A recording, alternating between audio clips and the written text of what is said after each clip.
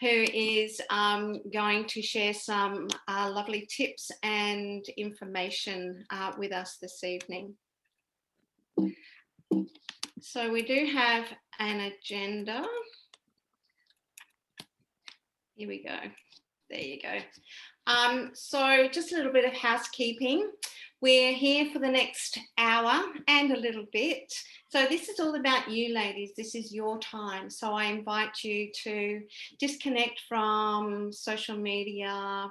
Make sure your phone is either turned off or out of reach, unless obviously you're sharing, or you're joining us on your phone. And just focus on what's going on and think about how all of these moments that you have to yourself can help you, or how they affect you, or just take any tips that you can from all the information that both Sherri and I are going to share. If you have a notepad and pen handy, you might find you want to jot some notes, and we will have a bit of a question and answer at the end. So firstly, I'm going to tell you a little bit about me and who I am and why I came to create the Queens of Reinvention meetup group and Facebook groups. And then I'll introduce you to Sherri, and she will share her wisdom with us about how you can create a plan and how you can actually spend your money. We all have lots of ideas on how we can save money, but not always plans on how we can spend money. And we do have a couple of prizes to give away, but I do invite you to stay until the very end so that you can be eligible to win one of our prizes. And then, as I said, there will be a little bit of time at the end for a question and answer. So I have met some of you before. Some of you I haven't met before. So my name is Nicky Manengo. I call myself the Queen of Reinvention, but I'm sure many of you are Queens of Reinvention too, because as our lives change and our circumstances change, we do tend to reinvent ourselves and head off in different trajectories in our lives. So like many of you, I am a wife. Hubby and I have been married for 31 years, together for 34. We've had our ups and downs, but we're still here soldering on. I'm a mother. I have 2 adult children, both in their mid-20s, and my daughter just got engaged on the weekend, so it's like super exciting. So her partner actually asked for permission, our permission, a couple of months ago, and I was sworn to secrecy. I don't know how I did it. I was just about ready to explode. So I was so relieved when he finally asked her on the weekend. I thought, thank goodness, I can tell the world. And I'm also a daughter. I'm an only child. And sadly, I lost my dad 13 years ago to cancer. This is my gorgeous mum. We're on a journey. I'll call it a journey because we're 10 years in now, and she's in the advanced stages of Alzheimer's disease. So I now find myself as her carer and her advocate, and making decisions for her, which is was quite foreign to me, and I'm still getting used to it because, all of a sudden I'm buying my mother's clothes and making all these health decisions for her. So it's a very interesting time in my life. I'm also a teacher. I've been a dance teacher for a very long time, many, many years. I'm a public speaker. I'm a mentor to both students and adults, and I'm also a mindset and life coach for women. So I began my journey of reinvention from a young age. I was born in England, spent the first 10 years of my life living there. So I'd gotten used to that way of life. And then my parents decided that we were emigrating to Australia. So we were among the last of the 10-pound bombs to emigrate here to Australia by ship. And it did cost us £10 each to come on the ship. So I think I'm showing my age now because that was way back in the 70s. So coming here, just the 3 of us, no family support, no friends or anything. So that was my first reinvention, having to come here and make new connections, reinvent myself. Fortunately, my mum had put me into dance classes from a young age. Being an only child, I was quite shy. So when we moved to Australia, I started dancing again and then went on to make that my career. So I was actually a dancer and a singer in shows all over Australia, and I got to travel internationally as well. Very glamorous life, lived in a lot of beautiful hotels, got to travel, as I said, all over the world, met some famous and worked with some famous people. And when I tell people about that, I feel as I'm talking about someone else. It's, somebody else's life, but I have all those beautiful memories. When I met my husband, I was actually based in Sydney. Then we moved here to Brisbane, started our family. Great life here in Brisbane, great lifestyle. And unfortunately, when I hit 40, I became very unwell. So you can see here in this picture that I'm smiling, but there's no life behind my eyes. Unfortunately, we had been through a very traumatic experience, both my husband and I. He came out of it okay. I was in denial for 6 months. And I knew when I had no desire to get out of bed or interact with my husband or my kids.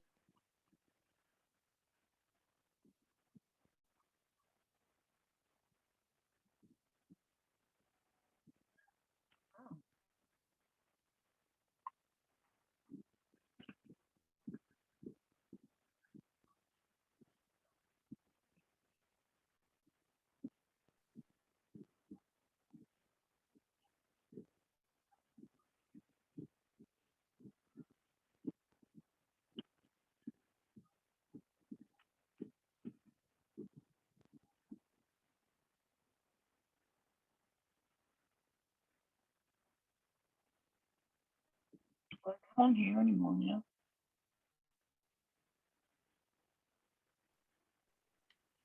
Can you hear me now?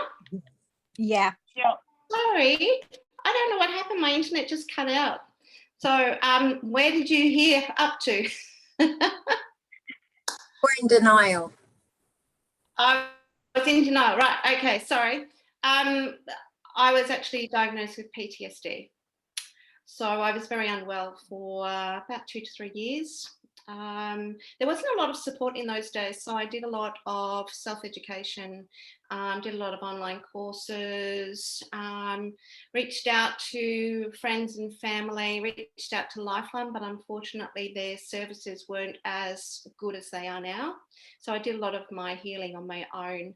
And I worked with a couple of coaches along the way, and that's what gave me the desire and the inspiration to want to help other women who had perhaps been through a trauma or who were at a crossroads in their life and they were feeling stuck, either in their relationships, in their work life, in their personal life, in their money journeys. I work with women from many, many different walks of life. So here I am. This is me today. I've got life back in my eyes. I enjoy life. I really do engage in many, many different things, have my fingers in a few different pies, but in my heart of hearts, I know I'm here. My purpose is to be here to help others. And I believe that I'm able to do that from both an educated background, but also because of what I've been through as well. I can really empathise with a lot of the feelings and the deep emotional struggles that people sometimes go through. So we have all kinds of stresses in our lives. As I said before, they can be emotional, they can be related to food, they can be related to our our personal work lives, and also money. Money can be a great source of stress for many, many people. And that's what we hear about tonight. So why do we stress about money? Even if we're feeling good about our saving habits, we can still feel a bit stressed about whether we've got enough savings or whether we have enough money to pay the bills, or even if we do have a bit of extra money, we often stress about how much we can spend, or if we can afford to spend some money on ourselves. And, money can be a widespread source of anxiety in any household. And we often wonder how we can get more of it, how we can keep it, and what we can do with it when we've got enough. So we often go to financial advisors and they tell us how to save our money, but Sherri tonight is going to tell us how we can spend it. Can't wait for that. But just a little bit more about the stresses, or how stress can affect us. Sometimes we can be stressed and not even realize. So money stress, or any kind of a stress, can affect us in many ways. We can develop unhealthy behaviours. So we all have some unhealthy coping behaviours that we gravitate towards when we're overwhelmed by stress. For me, it's procrastination. So I know I've got to get stuff done. I end up procrastinating, and then I end up doing nothing, and then I feel stressed because I haven't got anything done. Does anyone relate to that? I hope I'm not the only procrastinator in the group. Other coping behaviours include overeating, excessive drinking, overspending, and there are so many others that come under that umbrella of unhealthy behaviours. And these behaviours can negatively impact our physical and mental health, which also adds to our stress, and can also lead to a lack of self-care. So sometimes when we're stressed, and this happened to me, we also tend to really abandon the things that make us feel better. So things like eating healthily and exercising, we just go into this phase of just becoming inactive and just eating whatever's in front of us and not really putting any real thought behind it. And it's really difficult to continue to take care of yourself when you're having money trouble, because this never made sense to me. It never has done. For us to be able to eat healthily, it costs us more. For us to join the gym, it costs us money as well. So it just really doesn't make sense. Sometimes when we are in this bit of a spiral, it can also lead to depression and low self-esteem, which also happened to me. So money issues, debt in particular, can impact your mental health and your self-esteem. Many of my clients are struggling with self-worth and self-esteem issues stemming from their financial problems. It's hard not to feel like a failure when you're in debt, or you've made some really poor financial decisions. I think we've all done that at some stage. Hands up if you've made some bad decisions or regretted things that you've done. Yeah, absolutely. So these emotional issues can actually exacerbate your financial problems by leading to more overspending. And it's like, well, what's the point? I don't have any money anyway. And you have these conversations with yourself, which can, really not be a great thing to do. Sometimes too, you can go to bed or you can think about, like, you close your eyes and then your brain starts working over time, and it can affect your sleep as well. You become prone to insomnia. And, all of these things just kind of keep building up on top of each other. Not enough sleep can compromise your health. So stress can cause or exacerbate many different illnesses. Like, the human stress response causes excess cortisol to be released in our bodies. And when stress is constant, the cortisol is being released non-stop. So it just keeps building up and building up. And then you end up with an imbalance. So this can make you susceptible to illnesses like anxiety, depression. You can end up with digestive problems, headaches, sleep problems, weight gain, memory and concentration impairment. And, these things can also cause added financial problems, and they can also affect our relationships, not only with our partners, but also our work relationships. And it just, like I said before, can just snowball. So as I said before, our session tonight is all about how to reduce your money stress by protecting your money from you. So I'll just give Sherri a bit of a build up here, because we are very, very lucky to have her join us this evening. Sherri is actually a spending planner who specialises in providing education, tools and practical training and personal assistance for families and individuals who are feeling a real sense of frustration due to day-to-day money stresses and ineffective money management systems.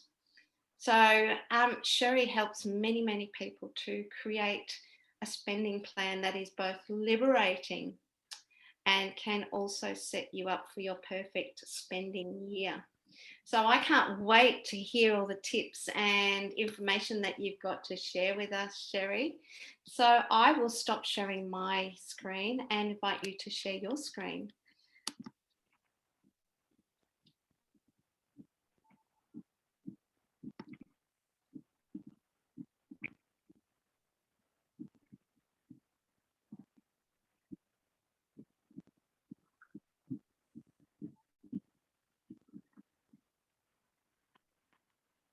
And we can see your screen, Sherri.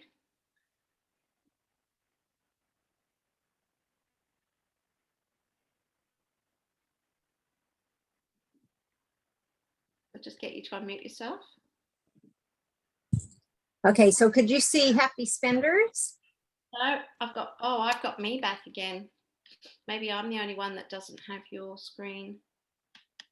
No, I've got you back again. Oh, there we go. Okay, so do you have happy spenders up on your screen? Yes, we do. Excellent. Okay, so my name's Sherri Dumbrell, and I am a happy spender.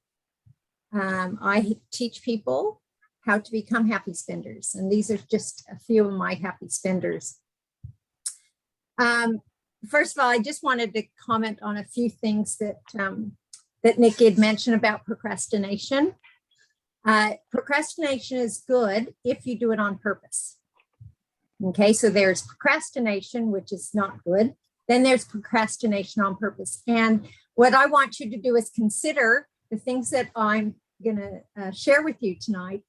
And because money tends to be something that we always procrastinate, and to organize our finances, because really, sadly, your life will go on whether you do it or not. It's just that slowly you'll get more in debt or more frustrated. And some of those physical things will come because maybe it will weaken your mental health. And so I want you to give yourself permission to procrastinate on purpose, maybe some of the other things in your life, so that you can concentrate and be ready for 2022, and you can be a lot stronger with your finances. Yes, mental health and money. I would hate to think of the statistics of even the suicide in regards to money, because some people can, and I've worked with people who get such in a hole that it affects their mental, it affects their physical, and everything else. So it's also good for that. But I want to first tell you that it's not your fault. It is not your fault if you have money problems. And that's because you haven't been given all the correct information on how to manage your money. And so tonight, I'm just going to go through a few of the things that can help you eliminate stress, and mainly how to protect your money from you. Okay. The chances of someone coming in and stealing your money is very little, but the chance of you stealing your own money is really high. And so we have to have those boundaries around our own money so it protects us from us. Okay, let's see if I can get to the next screen. Okay, so I'm a wife and a mother of 5 children. So my husband, Greg, we met in England about 33 or 4 years ago. And he was from Australia. I was from San Diego, California. He flew me over and I never went home up until a year later after we were married. We got married a few months later, and we had 5 children. There's 4 grandchildren there. We have 6 now, and we have 10 of them living in our home at the moment. The family on the right, they just had a little boy, and he's profoundly deaf. And so we're waiting, hopefully in the next month or 2, he'll be getting cochlears. And so they moved up from Canberra to be closer to family for support, and they just can't find a house because the housing market is really busy. And then I have my youngest one in green. She's ready to move and fly away to Adelaide for a couple of years. And so I love to create memories. I love to learn, and I love teaching. And one thing I've learned about memories is they just don't happen. You actually have to plan them. And so that goes really well into in what I do as well. Okay, so nobody has money problems on purpose. And so I'll say it again. It is not your fault if you have money problems, because you don't have all the correct information or a system that will really bring you clarity. Okay, we've all been told about budgets, and tonight I'm going to touch a little bit on how budgeting is broken and how a spending plan is the answer. So we usually just overcommit without knowing, and that's what a budget, because a budget doesn't tell you the 100% truth. And so you can easily overcommit and not know, because a budget will say, oh yeah, you should be able to afford this, when it really doesn't know. It's guessing, and it's saying it's possible. So you simply don't know what you don't know. And so that's what I'm going to enlighten you with some things. Now, when I talk to people, I teach money truths. Truth is something that it's not debatable. Truth is truth. We have been fed a lot of lies about money by consumerism. And so I don't work for anybody. I just have my experience plus the things that work. Math is 1 + 1 is 2. There's no other answer than 2. And it's the same with truth. When it comes to money truths, each of you have your own money truth, and that will set you free in itself to know that. But then once you know your truth, then you have to be honest with yourself, and you have to follow your truth. Okay, you have a choice, but honesty is the best policy. And one of the main truths I teach is you save and then you spend. And I'm just going to repeat that again, because for some people, it's the first time they've heard that. You got to save before you spend. But I'm going to add in a third one before save. You need to make a plan. You need to save, and then you spend. Okay. We all have money coming into us. We're a steward. We have a stewardship over how we're going to use that. We can't blame really anybody else on how we manage our money, because we are the ones that make that choice. So first question is where are you currently going with your finances? Is it where you want to go? Is the end of the road where you want to arrive? Do you have those safety measures put up, and do you have a plan, and do you have things so that it is actually going to get you to where you go? Because that's really important. You have to know where you want to go in order to make any change. And so imagine that we're going to this mountain. We're going to go skiing. And to get to that mountain, we're going to look out the front windscreen to get there. We keep our eye on our goal, and we drive to that mountain. But then we have that rearview mirror. Now, what if you tried to get to that mountain by always looking in the rearview mirror? What would happen the first time you turn that little curve? Chances are you would crash, because you're focusing on what's behind you and not focusing what's in front of you.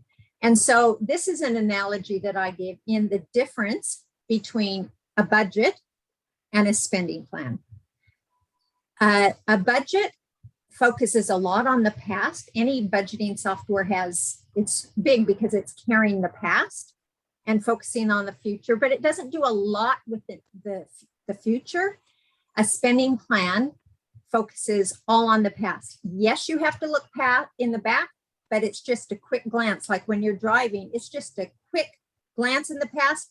And usually it's, how did I do? And I've never heard anyone say, I should have spent more money last month, or I should have spent more money last year. It's always, I want to spend less money next year, or use my money doing it what I want it to do, have a plan for my money. And so that's what we're going to kind of talk about tonight, as well as how to protect your money from you. So let's move forward into the future. I talk a lot about needs versus wants versus really wants. Now, we have basic needs that we all need, food, shelter, transport. But those needs can be very minimal. Okay, we don't have to drive around a BMW for our transport. We can, the good old Toyota Corollas, are very reliable or whatever, but we need to know what our needs are. And then we also have to know what our really wants are. And our really wants are the things that bring us joy in life. Besides, of course, there's things that don't cost anything, like family and relationships, but we need to make sure that we utilize our money and plan our money to do things to get us what we really want. Otherwise, we are going to waste a lot of money. And I'm talking tens and thousands of dollars a year on what you think you want. Okay, so you have to strategically really know where you want to go, what you really want, get your needs as small as possible, so that you aren't wasting all your money on what you think you want, or the instant gratification or impulsive stuff.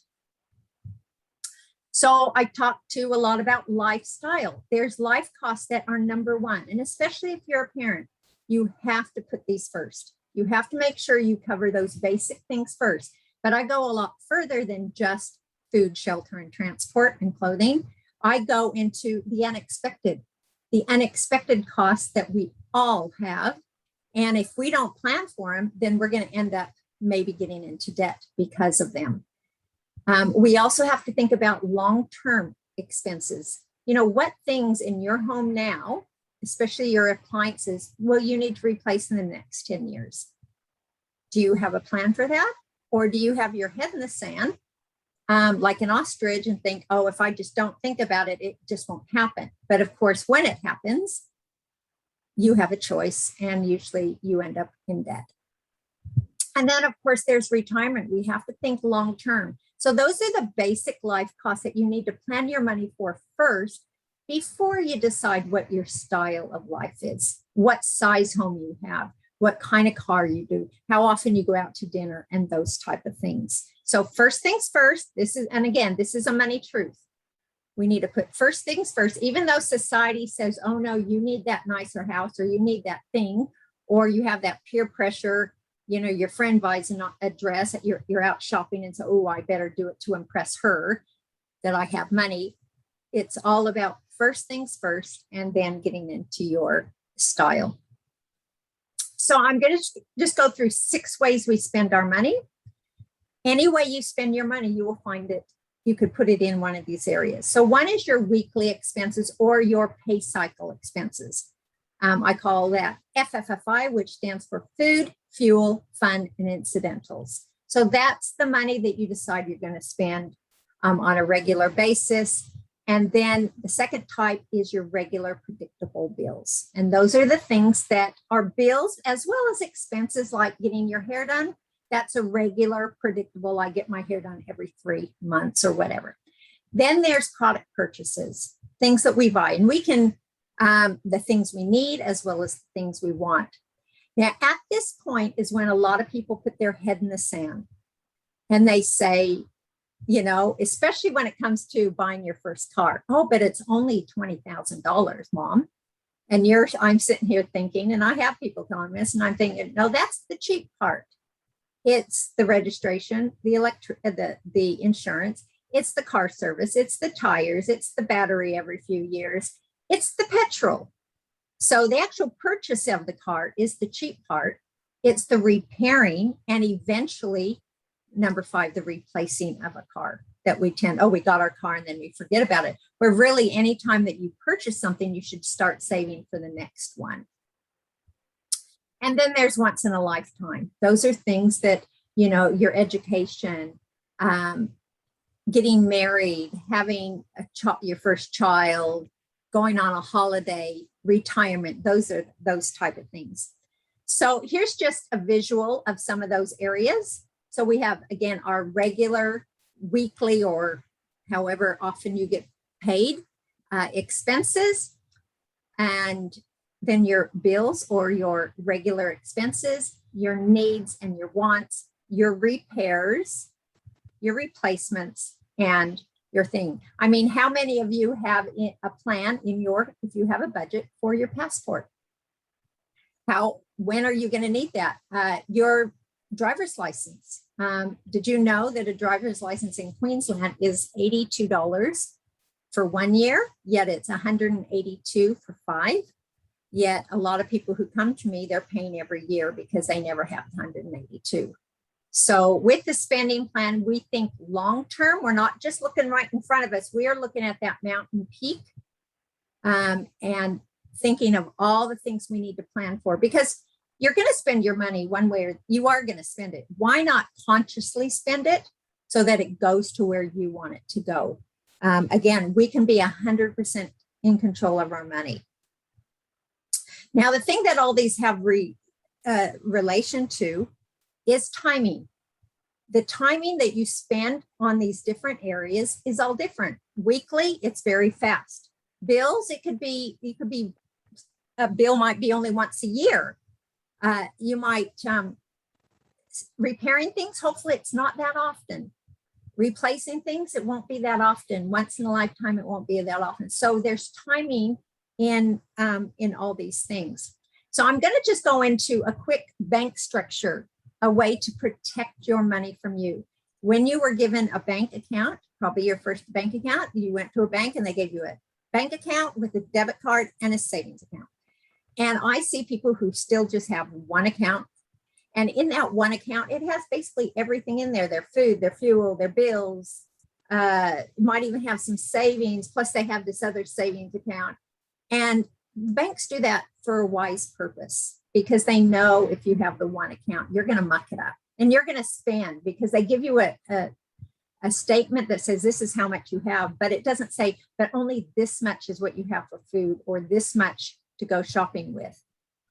So you have to, unless you're really diligent, you can very easily overspend. And they want you to overspend because they want you to come to them and say, can I please have a credit card, or can I please have a loan? So these are all things that, we have to learn the game, and that's what I teach. And so we all know the 3 pigs. There's 3 pigs. One did the straw house, and so very flimsy. So that's like your regular expense, your pay cycle expenses. Money goes into that account, but it doesn't stay very long, and then it's gone. Then you have your next account, which is your bill account. Okay, bills can be anywhere from weekly to monthly to quarterly to annual. They would be in a bill account. It's like the stick house. It stays in there a bit longer, more sturdier.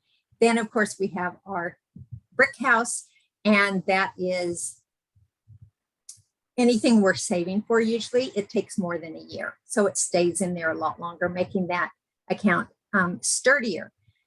But we all know that the big bad wolf came, and he came to the straw house and to the stick house, and of course blew them away. So this is an account where you have to have an account in case the big bad wolf comes and visits your home. It's not if he will come visit your home, he will come visit your home. And you have to be prepared for that. And we all learned that in 2020. We also learned that in 2020, it's nothing to do about income, which is what budgets focus a lot about. What's your income? Now let's start subtracting, where for me, I kind of do it the opposite, because it doesn't matter what your income. I had clients, they were both pilots. I didn't know you could make so much in a month. And then guess what? COVID came, and they both lost their jobs and went down to $1,500 each. And they had huge debt. Because they thought they had a lot of money, they spent a lot of money. And so income is irrelevant. It's all about how you spend your money and how you plan your spending. Okay, so I'm showing, this is the effective bank structure that I teach. So we have our bill account, and that's our main primary bank account.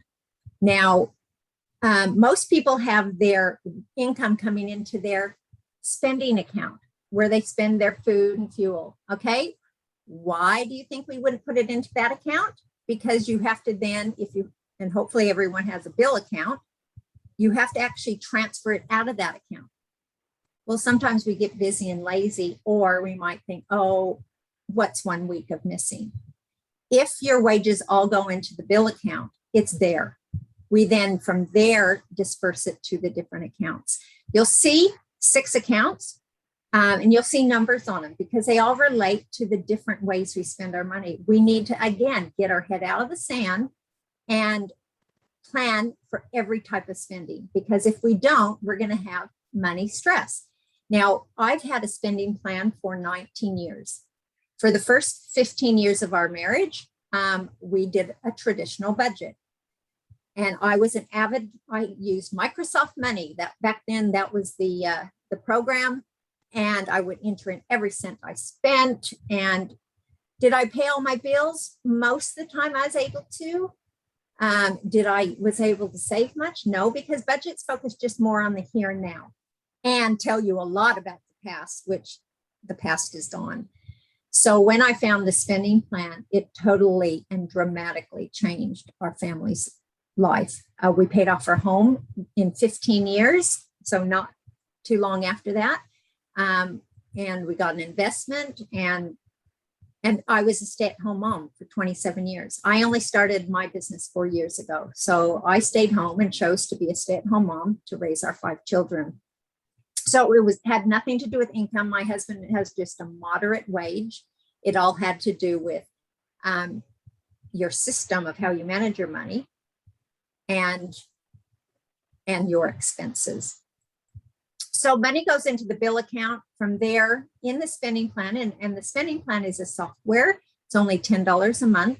And then what I do is I actually teach people how to use it rather than saying, here, go, or like Barefoot Investor. I've read that, great book, great concepts, but you have to actually take it from there, those written words, and actually implement it. As a spending planner, I help people implement. I am there holding your hand and helping you get proficient in the system so that you're not reliant on me, and you can then teach your children. I'm really big on teaching your children because they are not being taught it in school. You are not taught money in school. They are not being taught in school. So if you don't, then they're going to be even in a worse financial position because the marketing is ramping up more and more to deceive you that you deserve this and you deserve it now. So let me see, was there a question? Oh, okay.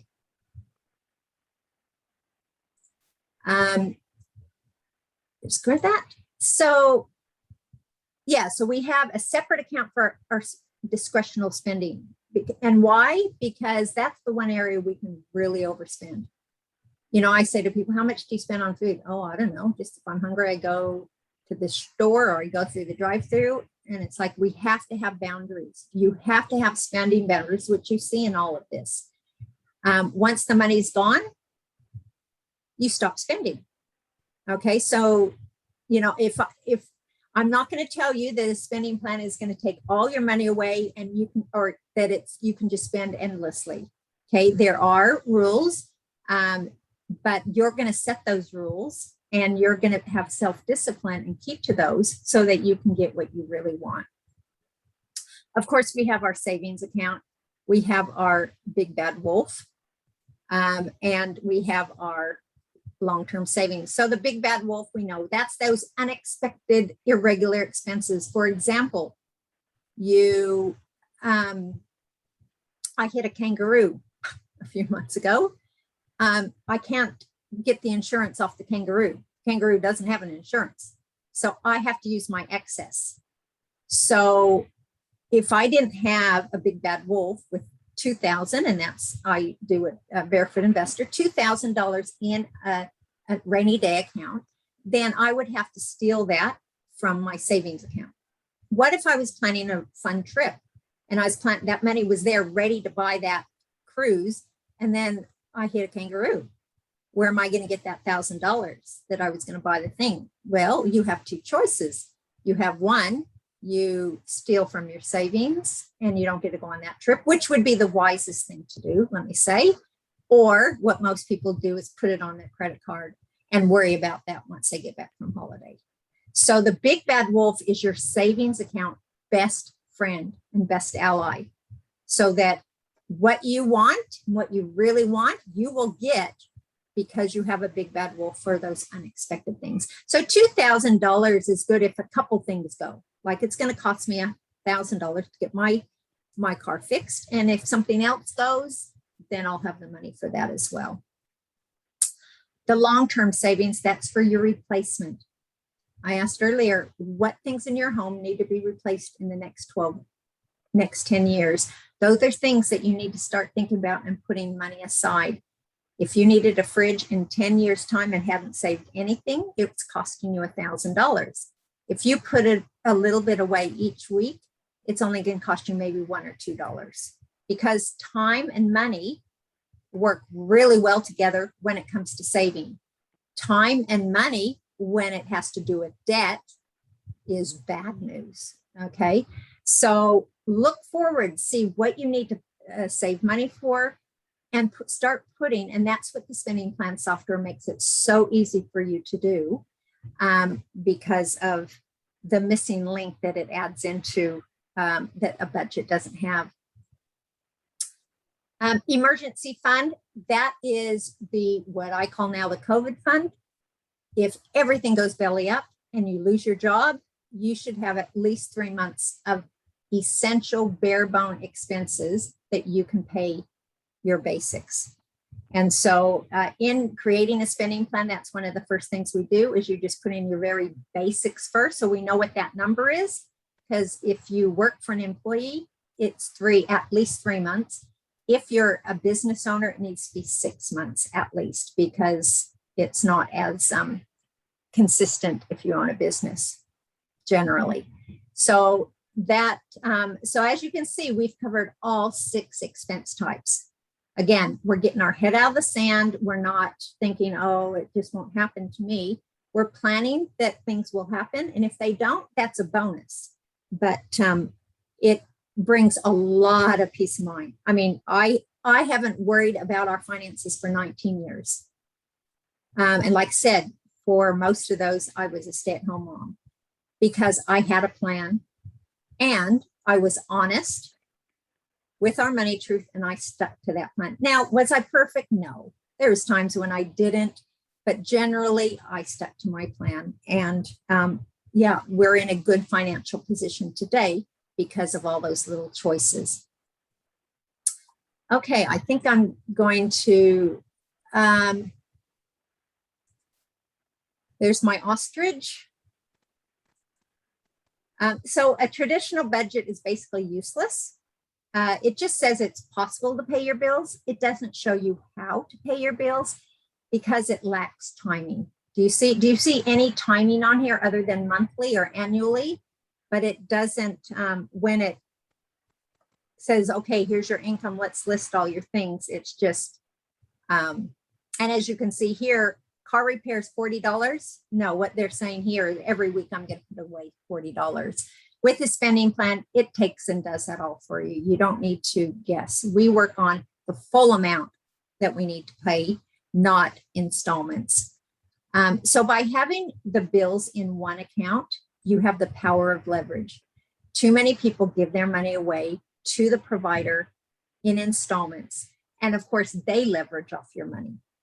We want to keep the money in our own bill account. So the money we're saving for something at the end of the year might be able to use for the things that are coming up in the next year. So by the end of the year, it will all. So you're basically robbing Peter to pay Paul, but you are both Peter and Paul.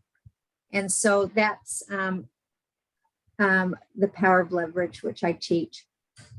If you notice in the bill account, we do not carry that bill card around. Why? Because all that money there is for your bills. It's already spent, even though it's sitting in that account. Now, some people give it away to the providers. I don't. I keep it in that account. I just know that that's a sacred account. That money's already spent. There can be a couple $1,000s in there. So I do not carry that debit card around. If I need money from that account, like my hair's in there and I can't direct debit my hair, I transfer it to the FFFI account because that's the only card I carry, and I pay for it with my FFI. So the FFI becomes an in and out account as well. Okay. Again, with your basics and your needs, we waste a lot of money on food. So meal planning is important. Calling your providers and asking for a better deal. If you do not call and say, can I have a better interest rate? Or can you give me a better rate on my insurance? The answer is going to be no.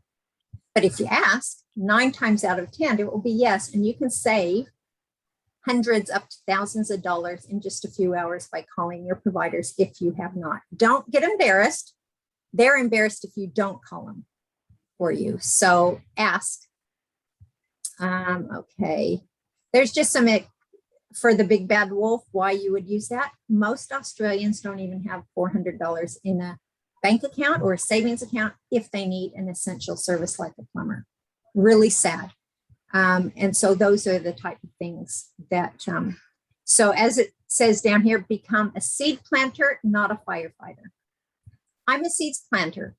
I like to plan. I want a tree in 20 years. I'm going to plant the seed now.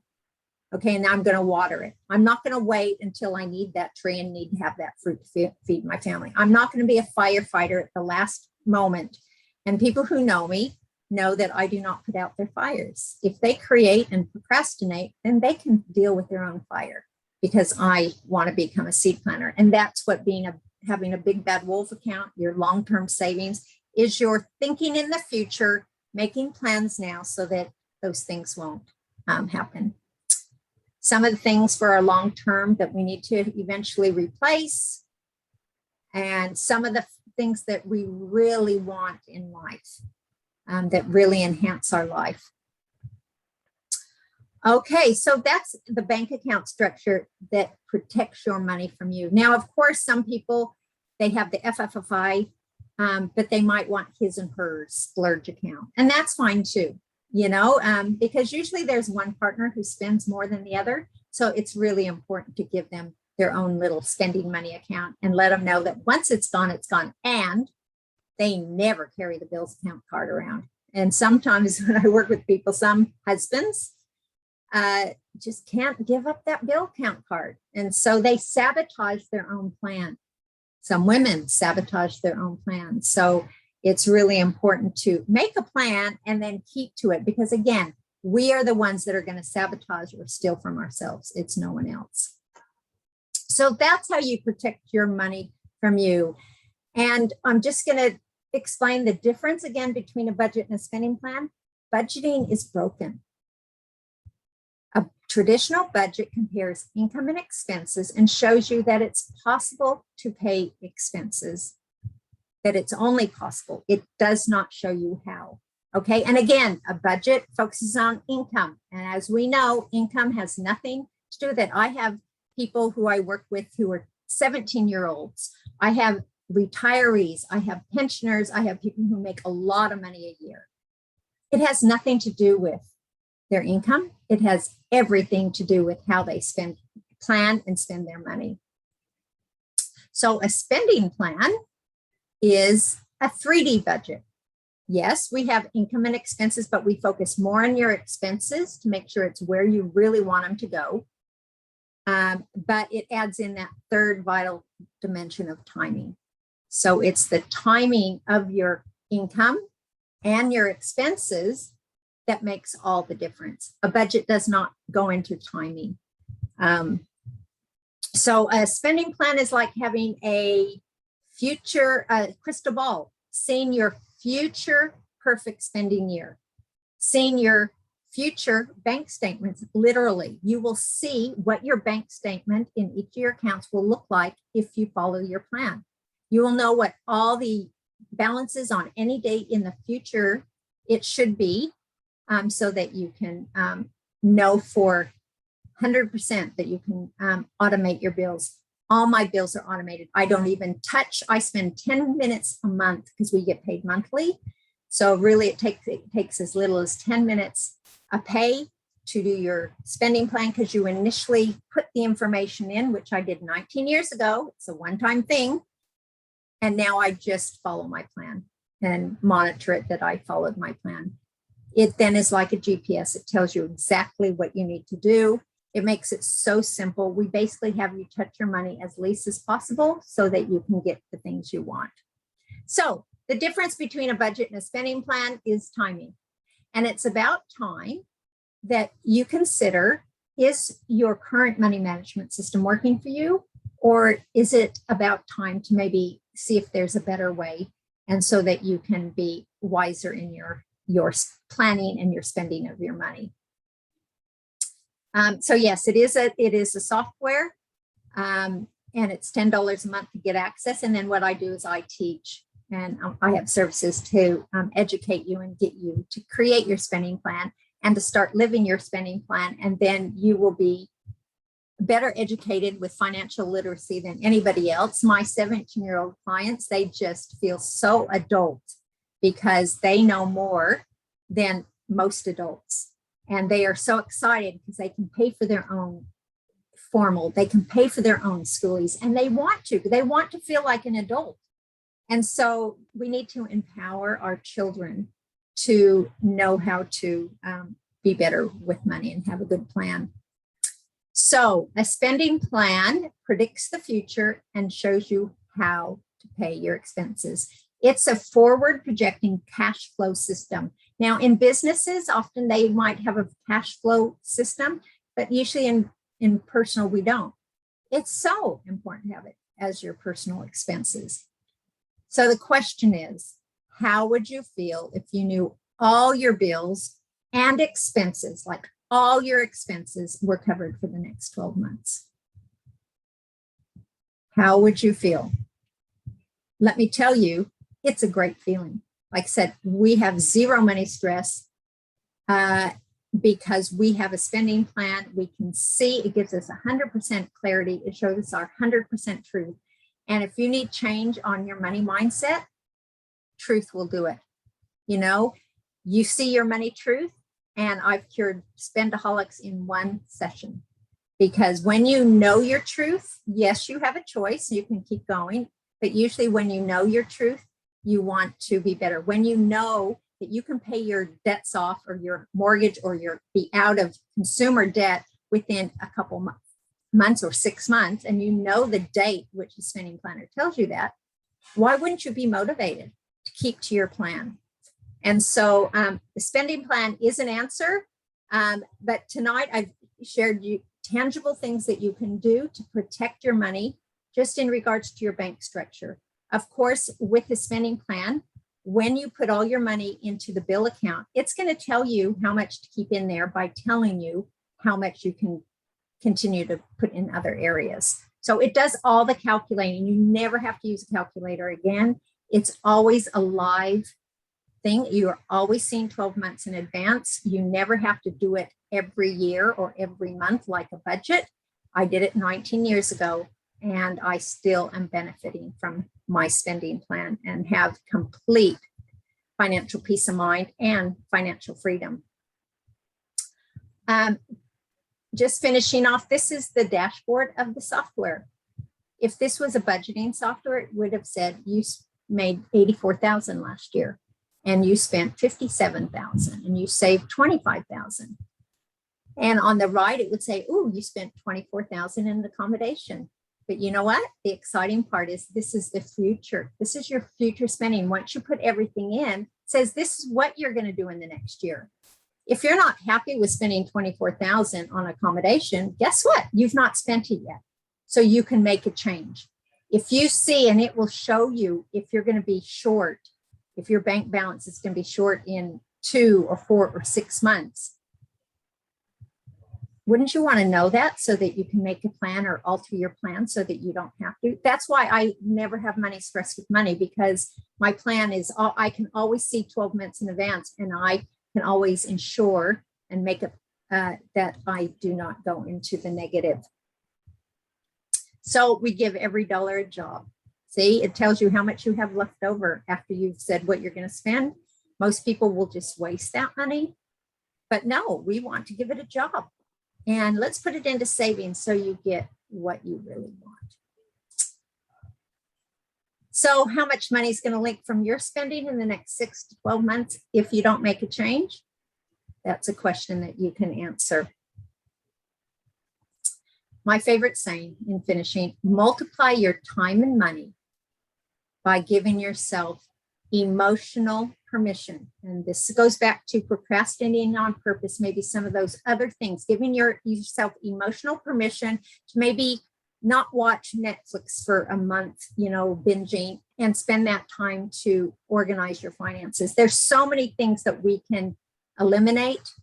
But you have to give yourself permission to concentrate on what's going to really bring you lots of results in the future. That's investing. Invest doing something today once that you then continue to get rewards. So multiply your time and money by giving yourself emotional permission to invest time and money today for more time and money tomorrow. And that is it. And so I would love to hear any light bulb moments, or yeah, I knew that, it's just that I needed that refreshed, or anything that you've learned that really stood out to you or inspired you about your own finances. And I will just stop sharing. So did anyone want to unmute and just ask Sherri a question? I think I like the, knowing in advance when like things are coming up, and because it does bite you in the ass every now and then. Yeah. That's why a budget is only can guess and saying it's possible. It can't guarantee that you're going to do it, where a spending plan does. It's kind of like driving up a mountain at night in a 4-wheel drive, and there's a pothole ahead, but you don't know. But that's like a budget. You're going to go through that and think, okay, now I'm going to have to fix my axle. But if there was a flashing light there, a hazard light saying detour, go this way, that's what a spending plan's like. So you can see things in front of what problems you might have, so that you can make and alter your plan so that you avoid that stress. Yeah. And definitely having a backup is handy as well. It's not handy, it's vital, really. Yeah. Sherri, I found that very interesting, and I'm actually thinking that I'm going to encourage my kids to reach out to you, because our daughter and her partner they've got their first mortgage, and our son he's still renting at the moment, but he does want to obviously get into the housing market at some stage. So to be able to set themselves up now at this age, it can only be of so much, such great benefit to them as they progress in their journey, in their relationships and their financial futures as well. Yeah. All my kids have spending plans. And when we went to that trip, that was in America, 2019 Christmas. We had no idea what was going to change a few months later. We're just glad that we all got there. All my kids had spending plans. We all went. No one used any credit cards. It was all paid for. In fact, we came home with money because we even had a big bad wolf for our travel, because, anybody who's traveled, you say this is how much it's going to cost, but it always something costs more. Like when we rented our car, it was an extra $1,000. We had that backup. And so my kids at first thought, oh, will we ever be able to do this trip? This will be a once in a lifetime thing. Yet when they came back and they realized we did it.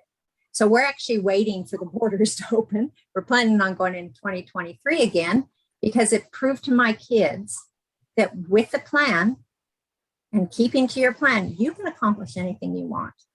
And I always had all my teenagers go and see their grandparents in America when they were a teen, when they got their jobs, so that they didn't waste it, so that they could see the power of a plan.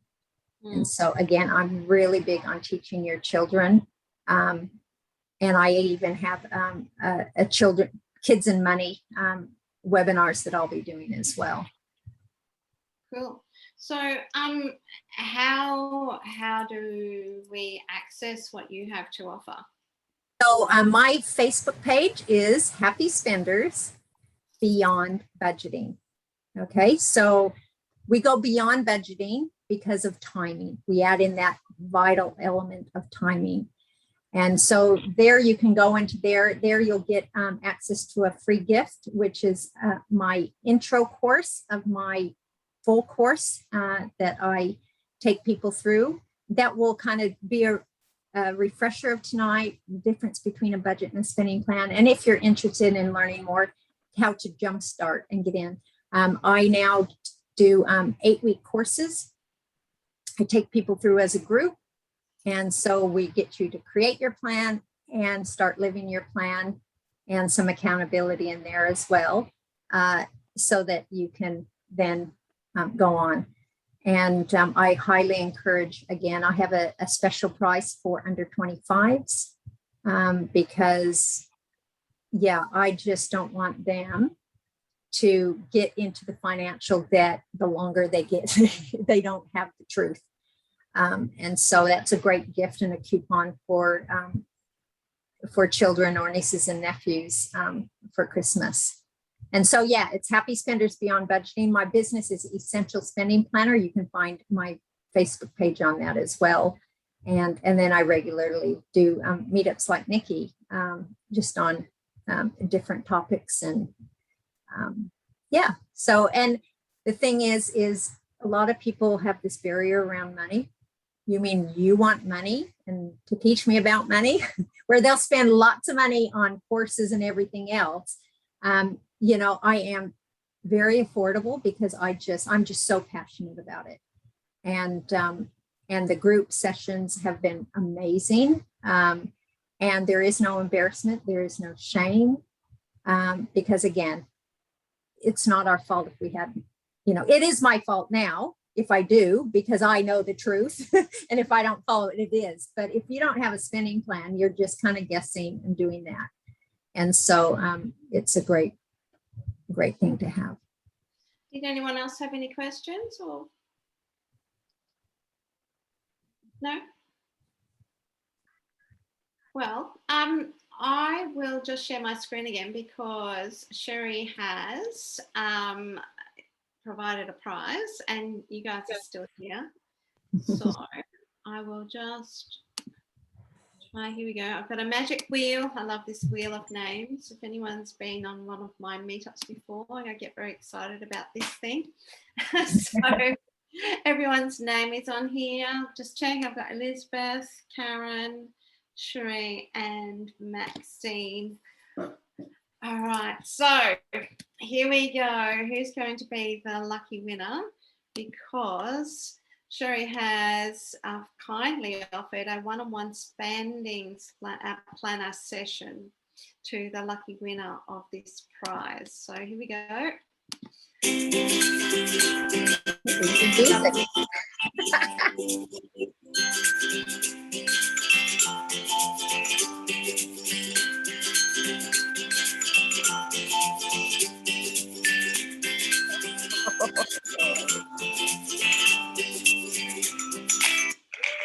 Yay! Sherri! Awesome. That's wonderful. Congratulations, Sherri. Thank you. I'll just tell you what that is. That will entail like an hour session. Actually create an essential only, just your very basic bills that we all have. You know, there's usually about 10 expenses. We put it into the spending plan software, and so that you can see how it works. And then I print you out reports for that. If you then want to, I mean, there's no obligation at all. It's just to, I just love letting people see something out there that is so much more powerful than a budget. And so you'll be able to see that and at least know your basic information. Thank you so much, Sherri. That's very kind of you. You're welcome. Sherri. And I also would like to offer everyone here a free 30-minute, I've got confidence builder session here, but if there is something that you feel you're stuck with at the moment, you know, you feel as though you can't move forward, whether it be to do with your emotions, your work, a relationship, or what have you, I would love to connect with you, and I'm offering everyone a free 30-minute session with me. So what I will do is I will just contact you all just with the link that you can use, and then you can just click on the link and book in a session time that suits you. And Sherri, are you happy for me to share your contact details with Sherri so that you can claim your prize? Yes. Yeah, Yeah. awesome. Yeah. Awesome work. So that's about us done for today. Sherri has shared her Facebook page. And for those of you that I haven't met before, I also have a Facebook group. It's called Women Changing Their Lives, Queens of Reinvention. So it's a group where we encourage each other, inspire, motivate each other. And I share any events that are coming up as well. So I would love for you to join us there. It is called Women Changing Their Lives, Queens of Reinvention. You should be able to find that quite easily. And also there's my personal page as well. So as I said, I've got my fingers in a few different pies, but coaching is my passion. So I'll just stop sharing my screen. I just wanted to say thank you very much to all of you for choosing to spend some time with Sherri and I this evening. And Maxine, I came in late. Hi, Maxine. I did see you come in. And Maxine's gone, thanks, Sherri, and thanks, Nicky, in the chat. So whatever you're doing this evening, for the rest of your evening, ladies, please have a relaxing time. And like I said, it's lovely to meet you all, and hopefully we'll see you at some future events as well. And thank you very much, Sherri, for all of the wonderful information that you shared with us all this evening. And If I can just add that if you go onto my Facebook group, it will offer you the, my intro course. And in there, it has a 30-minute free session if you have any questions and just to learn more. So that's there for you. All right, thanks so much. That's wonderful. So I will bid you all farewell. Sorry about the issues I had with my internet at the beginning, and then you were trying to lip read. I wonder why you're looking at me funny. And then, so I'm so glad whoever it was that spoke up and said, we can't hear you. Thank you so much. Oopsies. So did you have any questions for myself or Sherri before any of you leave us? No? Okay. Well, thank you so much once again, and see you all soon. Thank you, Sherri, and thank you, Nicky. Okay. You're welcome. Thank you. Good meeting you. Bye. Bye.